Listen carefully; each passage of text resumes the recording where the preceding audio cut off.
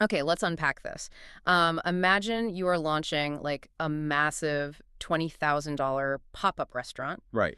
and you're running it for exactly 1 day, 8 hours, and you have absolutely zero insurance if, say, someone slips and falls, or if your meat supplier just goes bankrupt the day before. You'd be totally crazy to do that. You would.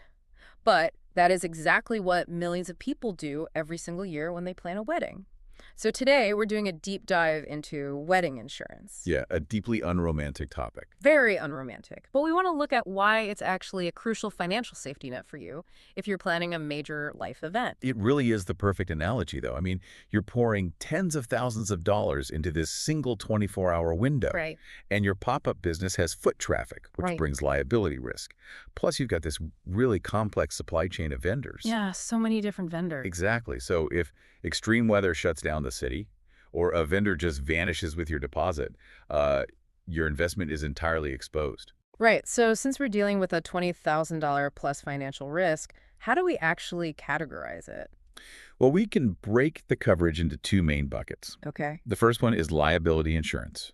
That usually runs anywhere from, say, $75 to $200, Which covers what exactly? mostly physical mishaps. So a guest slipping on the dance floor, property damage, or, alcohol-related incidents. Wait, so if my caterer drops a massive heat lamp and burns a hole in the venue's antique floor, the couple is on the hook. Shouldn't the caterer's insurance cover that? You would certainly think so. But your name is on the master contract with the venue. Oh, wow. Yeah, the venue's going to come after you first to make themselves whole. Actually, many venues now shift that risk entirely onto you. They literally require you to hold liability insurance just to book the space. Just to secure the date. So they're basically protecting their own assets by mandating that you buy a policy. Precisely. So knowing that venues are mandating protection for themselves, you have to think about what protects your personal investment. Right. That's where the second bucket comes in, which is cancellation and postponement insurance. Okay, and how much is that usually? That one ranges from $125 to about $550.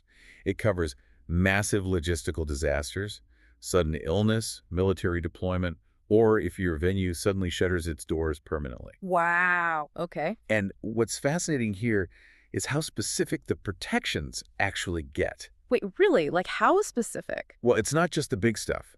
If someone walks off with your stolen wedding gifts, or if a custom dress or veil gets ruined the morning of the ceremony, the policy actually steps in to replace them. Oh, I see. Because those are sudden physical losses to the specific assets of that one-day business. Exactly. But here's where it gets really interesting. Because we have to be clear about what the safety net won't catch. Right, it's not a blank check. Definitely not. Like, if you just have a change of heart or get cold feet, you get absolutely nothing. This is an objective financial tool, not emotional insurance. Yeah, the underlying math of insurance only works for sudden, unpredictable catastrophes. Right. So if a hurricane gets named by the meteorologist before you buy the policy, well, it's now a known risk. So they won't cover it. Nope, the insurance company won't touch it. And they definitely won't bail you out if you just, overspend on flowers or photography. Like, you can't just butt your budget and file a claim. Exactly. Yeah. They cover the unforeseeable stuff, not the preventable stuff, which means the timing of when you buy the policy matters just as much as what's in it. So what does this all mean? If we're looking at the return on investment here, spending a few $100 to protect a $20,000 event is kind of a no-brainer. Oh, absolutely. Assuming you buy it early, right? Like right after you book your major vendors. Yes, buy it early. Hmm. And if we connect this to the bigger picture, the true value of the policy goes way beyond just financial reimbursement. How so? Well, planning a massive event is notoriously stressful. Oh, for sure.